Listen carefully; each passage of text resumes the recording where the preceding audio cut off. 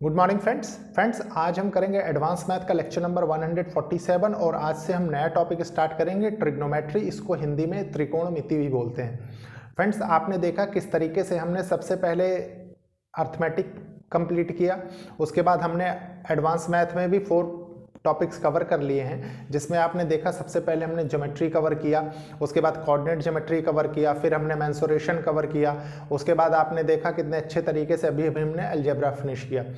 Friends, आप अगर मुझे लगातार फॉलो कर रहे हैं तो आप देख रहे होंगे कि मैं एक सिस्टम से पढ़ाता हूं, और सिस्टम से पढ़ाने का एक सबसे बड़ा एडवांटेज ये होता है फ्रेंड्स कि मतलब जो बच्चों को कुछ भी नहीं आता, मतलब जिनका बिल्कुल भी बेस नहीं डेवलप है, तो उनको अपने अंदर थोड़ी भी मतलब अगर वो सेल्फ एफर्ट थोड़ा कम भी लगा पा रहे हैं तो आप ये चीज़ वो बच्चे बहुत इजीली अगर सारे लेक्चर्स कवर करते हैं तो एक अच्छे लेवल पे खड़े हो सकते हैं। उसका रीज़न है, मैं आपसे बार बार रिक्वेस्ट करता हूं कि मार्केट से कोई भी अच्छी बुक लेके आप सॉल्व करने की कोशिश करिए, ताकि आपकी कमांड और अच्छी हो जाए हर टॉपिक पे।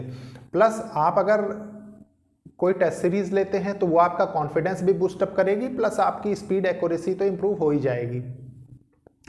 फ्रेंड्स, मैं आपसे बार बार रिक्वेस्ट करता हूं कि ये एक इनिशिएटिव है, या बताता हूं ये एक इनिशिएटिव है उन बच्चों के लिए जो बच्चे महंगी पढ़ाई नहीं अफोर्ड कर सकते, प्लस एक अच्छी अपॉर्चुनिटी उन बच्चों के लिए जो बच्चे कॉम्पिटिटिव एग्जाम्स की प्रिपरेशन कर रहे हैं, स्पेशली जहां पे क्वांटिटेटिव एप्टीट्यूड और मैथ से रिलेटेड पोर्शन पूछा जाता है। फ्रेंड्स, अब स्टार्ट करेंगे हम ट्रिग्नोमेट्री, लेकिन उसके पहले आपको एक चीज़ ये समझना है बहुत अच्छे से कि हम ट्रिग्नोमेट्री पढ़ते क्यों हैं। आप सोच के देखिए हम ट्रिग्नोमेट्री क्यों पढ़ते हैं।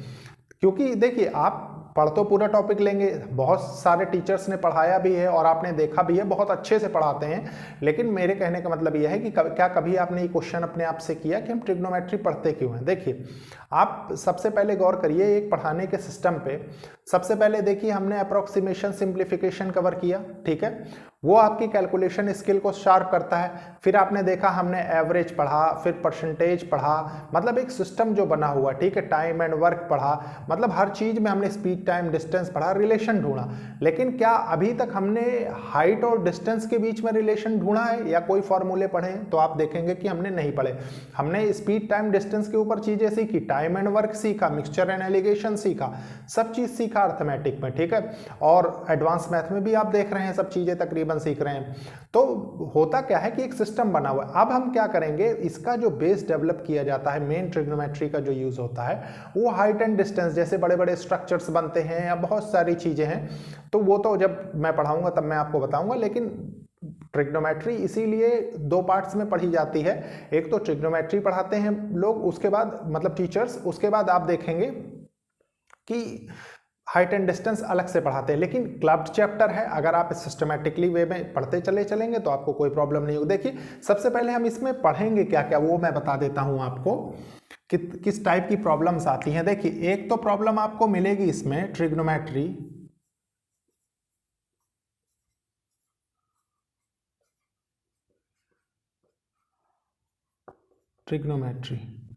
सबसे पहले इसके रेशोस की प्रॉब्लम से हम स्टार्ट करेंगे, ठीक है, रेशो की। उसके बाद आइडेंटिटी,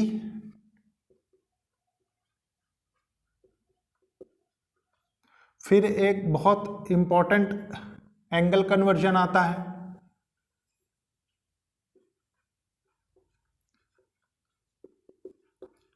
फिर आप देखेंगे कि इसमें एक मैक्सिमा मिनिमा का कॉन्सेप्ट आता है, मैक्सिमा एंड मिनिमा, ठीक है। उसके बाद हम पढ़ेंगे height and distance, height and distance. इतने में प्यारे बच्चों सारी चीजें आपकी कवर हो जाएंगी, ठीक है। अगर कोई चीज नहीं भी यहाँ कवर हो रही तो आप देखेंगे कि जब आप क्वेश्चंस लगा रहे होंगे तो कहीं ना कहीं, जैसे मान लीजिए आप छोटा सा एक टॉपिक लीजिए, ट्रिग्नोमेट्रिक आइडेंटिटीज जब हम सॉल्व करेंगे तो इसमें सारे फॉर्मूले सारे डिस्कस होंगे। इसका मतलब है कि क्वेश्चन, नंबर ऑफ क्वेश्चंस हम करेंगे, डिफरेंट वैरायटी के क्वेश्चंस करेंगे, ताकि आपकी अप्रोच और अच्छी हो जाए, ठीक है। तो अब हम स्टार्ट करते हैं सबसे पहले ट्रिग्नोमेट्रिक रेशियोज से, ठीक है। तो मैं इसको रब कर देता हूं सबसे पहले। देखिए प्यारे बच्चों, एक सिस्टम से पढ़ने में हमको बहुत एडवांटेज होता है, ठीक है। एक तो हम जंप नहीं करते, दूसरी बात कोई कॉन्सेप्ट हमारा लैप्स नहीं होता, ठीक है। तो देखिए सबसे पहले लिखेंगे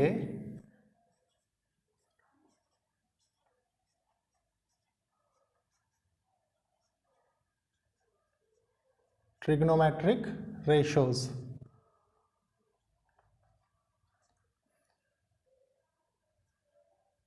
देखिए ट्रिग्नोमेट्रिक रेशियोज में क्या होता है,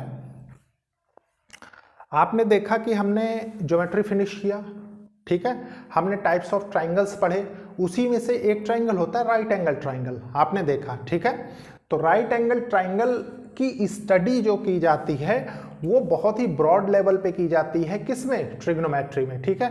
मतलब आप देखेंगे कि उससे प्रूफ रिलेटेड चीजें कम आती हैं, मतलब इसका जो पढ़ने का सिस्टम है वो टोटली डिफरेंट है, इसीलिए बच्चों को इसमें कंफ्यूजन होती है, ठीक है।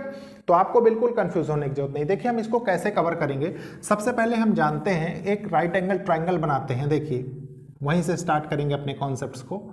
देखिए ये राइट एंगल ट्राइंगल है, आप जानते हैं कि राइट एंगल ट्राइंगल में एक एंगल 90 डिग्री का होता है, ठीक है। मान लीजिए, देखिए ट्रिग्नोमेट्रिक रेशियोज की हम बात कर रहे हैं, ठीक है। आपने इस ट्राइंगल को नाम दिया ए बी सी, ठीक है। अच्छा मैं अगर आपसे एक क्वेश्चन पूछूं कि इसमें परपेंडिकुलर और बेस कौन है, तो आप बता सकते हैं? नहीं बता सकते, कोई नहीं बता सकता, ठीक है। उसका रीजन है, कुछ लोग कहेंगे ये परपेंडिकुलर है, कुछ लोग कहेंगे ये बेस है, कुछ लोग कहेंगे ये परपेंडिकुलर है, ये बेस है। तो ये डिसाइड कौन करता है, ये डिसाइड करता है गिवन एंगल, जो एंगल हमको दिया हुआ हो, ठीक है। और एंगल तो इसमें भी कोई मेंशन ही नहीं है कि नहीं। तो देखिए मान लीजिए हमने एक एंगल लिया यहाँ पे थीटा, ठीक है, थीटा। तो थीटा एंगल के बाद अब इसका बेस और परपेंडिकुलर हमने फिक्स कर दिया। कैसे, देखिए मान लीजिए ये थीटा एंगल बन रहा है यहाँ से, तो इसके लिए ये तो बेस हो जाएगा क्योंकि इसी के साथ ही एंगल बना रहा है, ठीक है। और इसके सामने जो होता है वो परपेंडिकुलर होता है, तो ये परपेंडिकुलर हो जाएगा। तो इसमें लिखेंगे, देखिए बेस, ये हो गया परपेंडिकुलर, और ये क्या कहलाता है, ये हाइपोटेन्यूज कहलाता है, ठीक है। अब देखिए मान लीजिए इसी में एक क्वेश्चन और फ्रेम हो जाए, ठीक है। मान लीजिए एक एंगल ये दे दे आपको, ठीक है, ये इसको अल्फा नाम दे दे, ठीक है। और अब आपसे पूछे कि बेस कौन है, परपेंडिकुलर कौन है, तो सबसे पहले देखिए आप क्या करेंगे, मैंने आपको बताया ना, जैसे ये एंगल थीटा इसके साथ बना रहा है तो ये बेस हो गया, ठीक है। तो जैसे अल्फा इसके साथ बन रहा है तो अब ये बेस हो जाएगा, बेस। और ये क्या कहलाएगा, ये परपेंडिकुलर कहलाएगा, परपेंडिकुलर, ठीक है।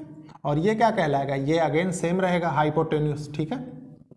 आप देखिए इतना आप समझ गए, इतना समझ गए तो समझ लीजिए ट्रिग्नोमेट्रिक रेशियोज का आप सब चीज समझ गए। कैसे, देखिए अब इसमें आपने कुछ 6 टर्म्स सुनी होंगी जब आपने बेसिक क्लासेस में भी पढ़ा होगा, जैसे साइन, कॉस, टेन, कोसेक, सेक, कॉट, ठीक है।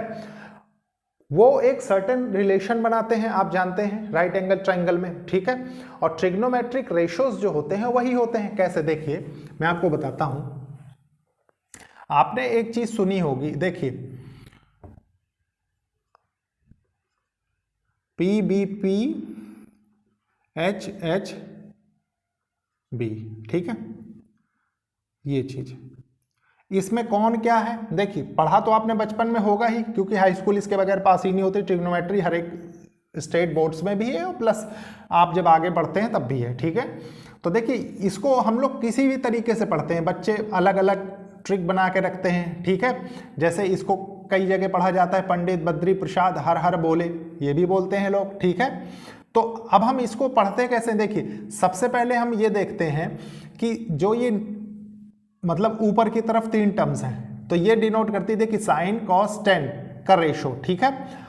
दूसरी बात जो यहाँ नीचे है ये क्या है, कॉसेक, सेक, कॉट का रेशो बताते हैं। अब देखिए इसको और अच्छे से समझेंगे, कैसे मैं आपको बताता हूं। मान लीजिए आपने एक टर्म लिखा साइन थीटा, ठीक है, साइन थीटा लिखा। साइन थीटा का मतलब क्या होता है, साइन थीटा का मतलब मैंने अभी कहा ना कि ऊपर की तरफ से आपको देखना है तो परपेंडिकुलर बाय हाइपोटेन्यूज, ठीक है। साइन थीटा की बात कर रहे हैं, देखिए हम अभी इनकी बात कर रहे हैं, इनकी, जिसमें मैं सर्कल बना रहा हूं, ठीक है। थीटा के रिस्पेक्ट में हम देख रहे हैं, ठीक है। साइन थीटा, साइन थीटा होता है परपेंडिकुलर बाय हाइपोटेन्यूज, ठीक है। तो देखिए perpendicular by hypotenuse, perpendicular by hypotenuse ये, ठीक है। तो आपने लिखा परपेंडिकुलर बाय हाइपोटेन्यूज, ठीक है। उसके बाद देखिए क्या आता है, कॉस थीटा। कॉस थीटा आपने लिखा, अब थीटा के ही रिस्पेक्ट में आपको कॉस भी कैलकुलेट करना है। तो कॉस क्या होता है, देखिए बेस बाय हाइपोटेन्यूज, ठीक है। तो आपने बेस लिखा, base by hypotenuse, base by hypotenuse, ठीक है, बेस बाय हाइपोटेन्यूज। अब उसके बाद आपने लिखा टेन थीटा। टेन थीटा क्या होता है, परपेंडिकुलर बाय बेस। देखिए परपेंडिकुलर बाय बेस, तो आपने लिख दिया परपेंडिकुलर बाय बेस, ठीक है। उसके बाद देखिए क्या है, कॉसेक थीटा। अब कॉसेक थीटा क्या होगा, देखिए अब ये उल्टा हो जाएगा। उल्टा होने का मतलब हाइपोटेन्यूज बाय परपेंडिकुलर, ठीक है, hypotenuse by perpendicular, hypotenuse by perpendicular, ठीक है। उसके बाद आपने लिखा कॉसेक, फिर लिखेंगे सेक, सेक थीटा। तो सेक थीटा क्या होगा, hypotenuse by base, hypotenuse bye base, ठीक है, हाइपोटेन्यूज बाय बेस, बेस। उसके बाद क्या आता है, कॉट थीटा। कॉट थीटा क्या होता है, देखिए कॉट थीटा होता है बेस बाय परपेंडिकुलर, ठीक है, base by perpendicular, base by perpendicular, ठीक है, बेस बाय परपेंडिकुलर। अब देखिए प्यारे बच्चों, ये थीटा के रिस्पेक्ट में आपने लिखा, ठीक है। अब अगर आपसे मैं कहूं, इसको मैं थोड़ा साइड में लिखूंगा सबसे पहले, उसका रीजन है कि यहां पे मुझे और भी कई चीजें समझानी है आपको, ठीक है। तो इसको इधर लिख देते हैं।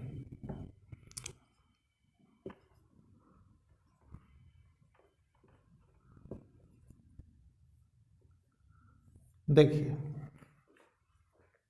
अब मैं अल्फा के रिस्पेक्ट में फाइंड करता हूं, ठीक है। देखिए साइन अल्फा, अगेन सबके लिए सेम होता है, मैंने आपको बताया है ना, ये यूनिवर्सल ट्रूथ है जो हम ट्रिग्नोमेट्री में पढ़ते हैं, ठीक है। तो देखिए perpendicular by hypotenuse, perpendicular by hypotenuse, ठीक है। तो आपने लिखा परपेंडिकुलर बाय हाइपोटेन्यूज, फिर आपने सेम एज इट इज लिख दिया cos alpha base by hypotenuse, ठीक है। देखिए बेस बाय हाइपोटेन्यूज। उसके बाद आपने लिखा टेन अल्फा, क्या हो गया, देखिए perpendicular by base, perpendicular by base, perpendicular by base, ठीक है। उसके बाद आपने लिखा कॉसेक अल्फा। तो कॉसेक अल्फा क्या होता है, hypotenuse by perpendicular, hypotenuse, hypotenuse ये hypotenuse by perpendicular, hypotenuse by perpendicular. फिर देखिए सेक लिखा, सेक थीटा, ठीक है। सेक थीटा आपने क्या लिखा, हाइपोटेन्यूज बाय बेस, सेम होता है ये, ठीक है। ये अल्फा होगा, सेक अल्फा, ठीक है। कॉट अल्फा क्या हो जाएगा, बेस बाय परपेंडिकुलर। एक चीज ध्यान रखिए, मैंने इसीलिए मार्कर वही लिए हैं जिनकी जरूरत है, ठीक है। अब थोड़ा सा आपके कंफ्यूजन को मैं अवॉइड करने के लिए एक चीज करता हूं, बताइएगा ये चीज सोच के, ठीक है। आप यहां पे देख सकते हैं एक चीज, इनको देखिए, साइन को और कॉसेक को सबसे पहले, ठीक है। तो आपने साइन थीटा अगर किया, ऐसे लिखा, देखिए sine theta into cosec theta, तो ये किसके बराबर होगा, ये 1 के बराबर होगा। कैसे, देखिए आप प्रूव भी कर सकते हैं। देखिए perpendicular by hypotenuse, sine theta है perpendicular by hypotenuse into hypotenuse by perpendicular, hypotenuse by perpendicular. तो ये क्या हो जाएगा, ये 1 ही तो आएगा कैंसिल होकर, ये कैंसिल हो जाएगा, ये कैंसिल हो जाएगा, है कि नहीं।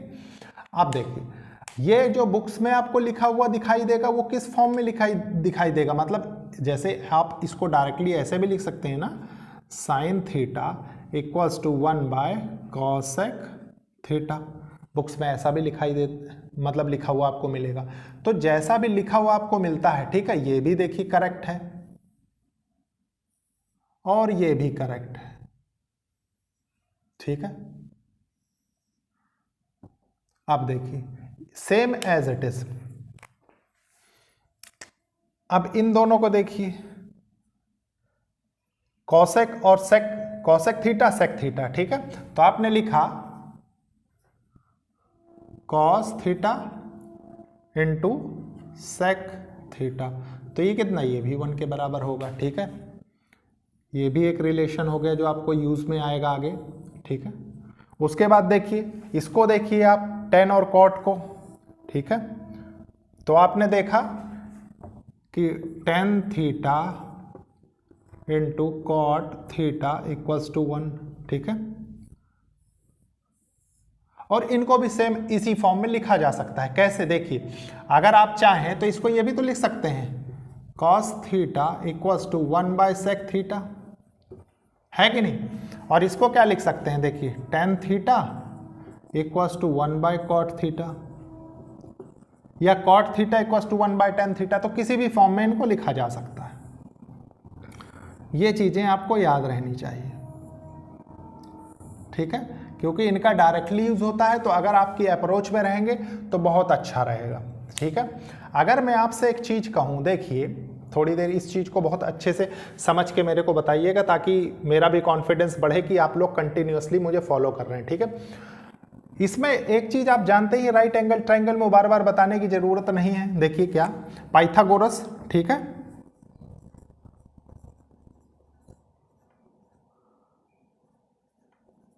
थ्योरम,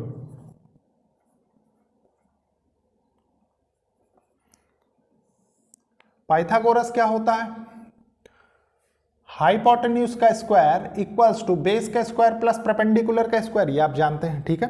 तो आपने क्या किया, इसको लिख दिया, देखिए, बेस का स्क्वायर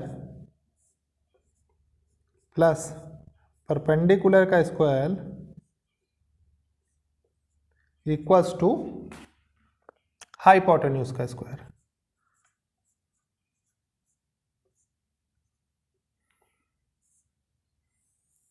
ये रिलेशन भी आप जानते हैं, ठीक है। अब इसी रिलेशन से देखिए, कोई भी चीज आप प्रूव कर सकते हैं और कोई भी चीज में पा सकते हैं। मान लीजिए बहुत सी चीजें, अभी जब क्वेश्चन करेंगे हम, तो आप खुद देखेंगे कि बहुत सी ऐसी चीजें होती जो नहीं दी होती, तो वो हम डायरेक्टली यहां से भी पता लगा सकते हैं। कैसे, देखिए, ये अगर आपको पता है, मान लीजिए, देखिए, मैंने जब ज्योमेट्री पढ़ाई थी तो ट्रिपलेट बहुत अच्छे से पढ़ाए थे, ठीक है। और मैंने ये भी कहा था कि ट्रिपलेट का ज्यादा से ज्यादा यूज आपको ट्रिग्नोमेट्री में मिलेगा, आपको अगर याद हो तो, ठीक है। तो एक ट्रिपलेट होता है, आप जानते हैं, 3 4 5, ठीक है, इसको तो जानते ही हैं, ठीक है। अभी फिलहाल मैं इसको लिख के आपको थोड़ी सी एक चीज समझाता हूं। देखिए, मान लीजिए मैंने यहां रख दिया, यहां लिख दिया 3, BC 3 है, ठीक है, AB कितना है, 4 है, और हाइपोटेन्यूज कितना है, 5 है, ठीक है। आप ये जानते थे ट्रिपलेट से कि जो सबसे बड़ा नंबर होता है वो हाइपोटेन्यूज को रिप्रेजेंट करता है, इसमें भी कोई कंफ्यूजन नहीं, ठीक है। अब सेम एज इट इज इनके लिए देखिए, समझने की कोशिश करिए। देखिए, sine theta perpendicular by hypotenuse, ठीक है, थीटा के रिस्पेक्ट में साइन थीटा फाइंड कर रहे हैं ना, तो perpendicular by hypotenuse, perpendicular by hypotenuse, तो मतलब ये कितना हो जाएगा, 4/5, ठीक है। उसके बाद देखिए कॉस थीटा, कॉस थीटा क्या है, base by hypotenuse, base by hypotenuse, तो 3/5 हो जाएगा, ये 3/5 हो जाएगा।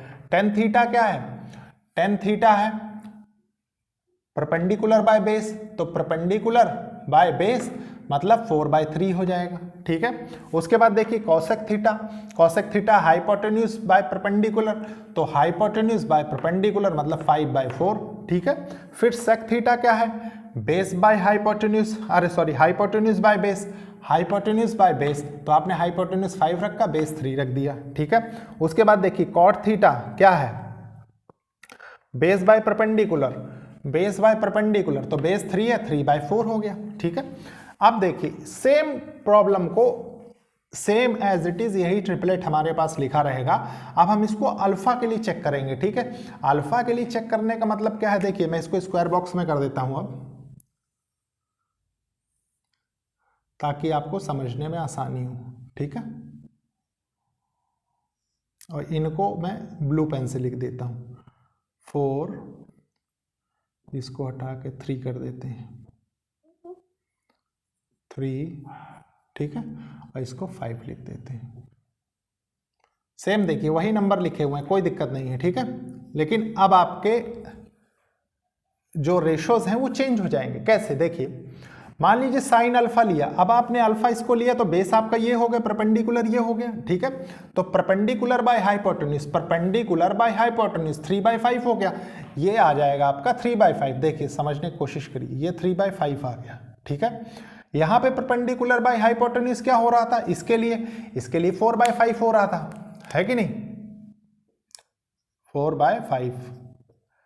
उसके बाद देखिए आपने देखा base by hypotenuse, same as it is, base ये है, हाइपोटेन्यूज ये है, तो बेस 4 है, ये 5 है, तो 4/5 हो जाएगा।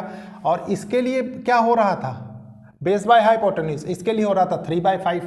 तो सेम एज इट इज इसी सिस्टमैटिक वे में सारे रेशोस कैलकुलेट किए जाते हैं, बस हमें एंगल का ध्यान देना होता है, ठीक है। ये चीज बहुत जरूरी है।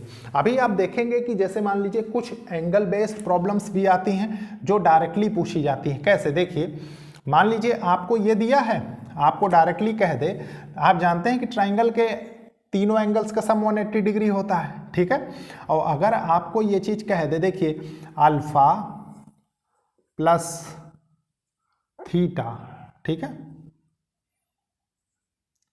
प्लस 90 डिग्री इक्वल्स टू 180, ये आप जानते हैं, ठीक है। इस 90 को उधर ले गए आप तो alpha plus theta equals to 90 degree. इस पे भी बेस्ड प्रॉब्लम्स आपको बहुत मिलेंगे। वहाँ पे क्या लिखा रहता है, मान लीजिए ये तो मैंने आपके समझाने के लिए अल्फा ले लिया, वहाँ मान लीजिए थीटा 1 थीटा 2 लिखा है, अल्फा बीटा लिखा है, तो एंगल्स का नाम कुछ भी हो सकता है, ठीक है। इसके बाद इसको रब करता हूँ, फिर मैं थोड़ा सा और आपके साथ कुछ चीज डिस्कस करता हूँ। देखिए प्यारे बच्चों, एक चीज बहुत अच्छे से सीखेंगे हम। मान लीजिए मैं लिखूं साइन थीटा, ठीक है, तो अभी अभी आपने देखा क्या होगा, थीटा के लिए perpendicular by hypotenuse, perpendicular A B by hypotenuse A C, ठीक है, ए सी।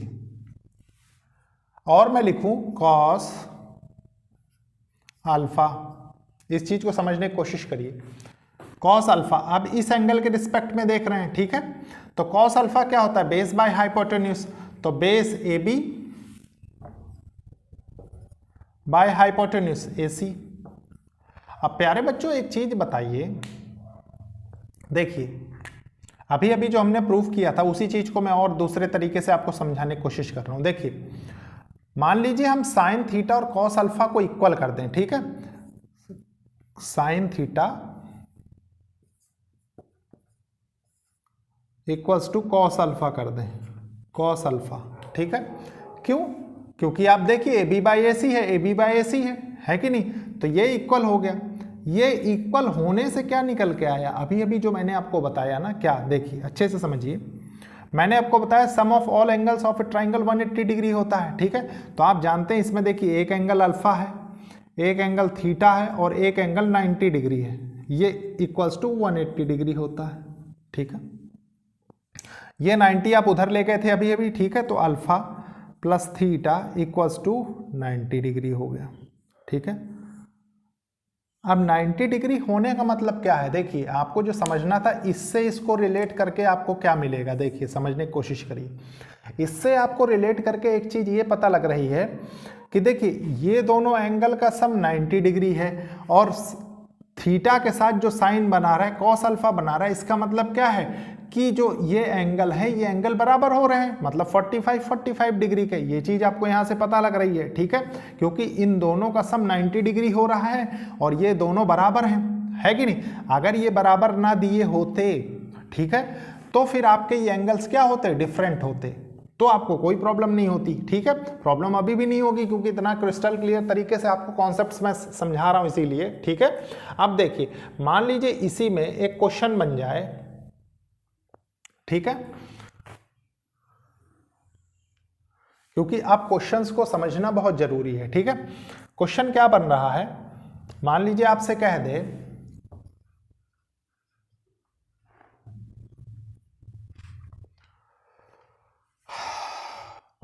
tan थीटा इक्वल्स टू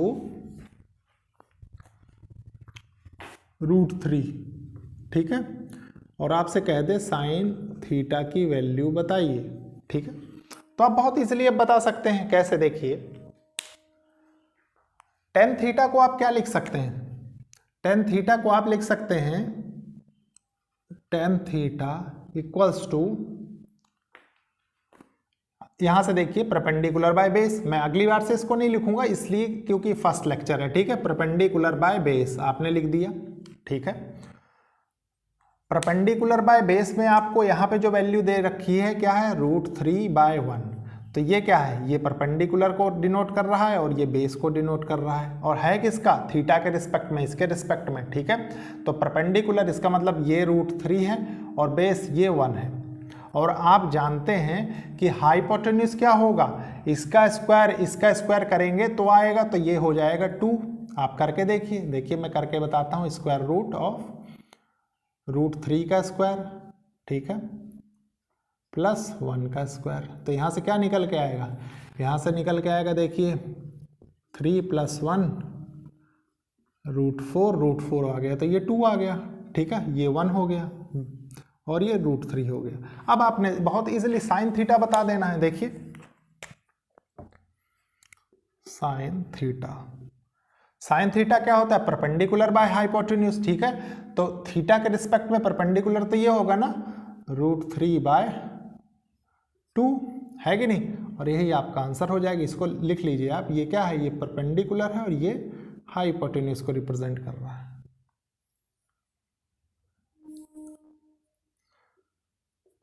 इसमें बहुत अच्छे प्रॉब्लम्स बनते हैं, ठीक है।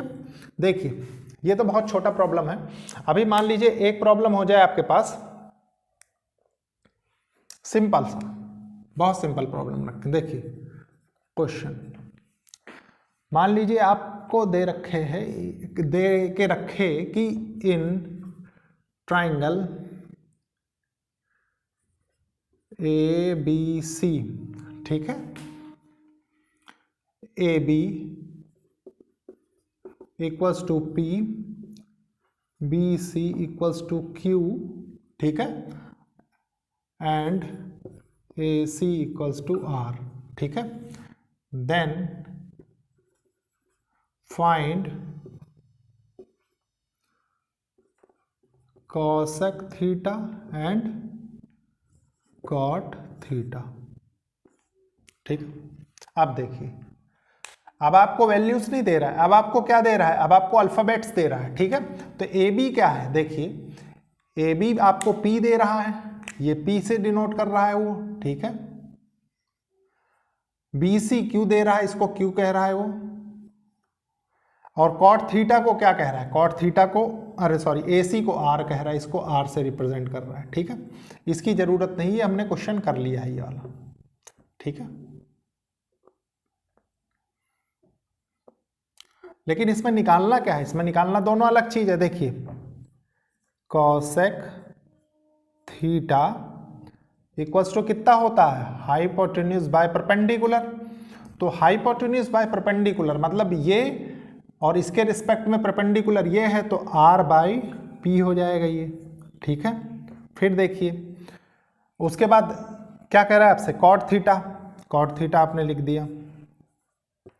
cot थीटा में क्या होता है, बेस बाय परपेंडिकुलर हो जाएगा, देखिए बेस बाय परपेंडिकुलर, तो बेस क्या होगा, base Q by perpendicular P, ठीक है, ये हो गया। अब मान लीजिए इसी में sec थीटा भी आपसे पूछ रहा होता है, ठीक है, तो आप sec थीटा भी बहुत इजीली लिख सकते हैं, क्या, हाइपोटेन्यूज बाय बेस। देखिए हाइपोटेन्यूज बाय बेस, तो हाइपोटेन्यूज बाय बेस क्या होगा, हाइपोटेन्यूज बाय बेस आपका हो जाएगा, देखिए हाइपोटेन्यूज बाय बेस Q, ठीक है, ये हो गया। तो प्यारे बच्चों ये था सॉल्व करने का तरीका। आपने देखा कि अगर आपके कॉन्सेप्ट्स क्रिस्टल क्लियर हैं तो आपको कोई प्रॉब्लम नहीं होने वाली है, ठीक है।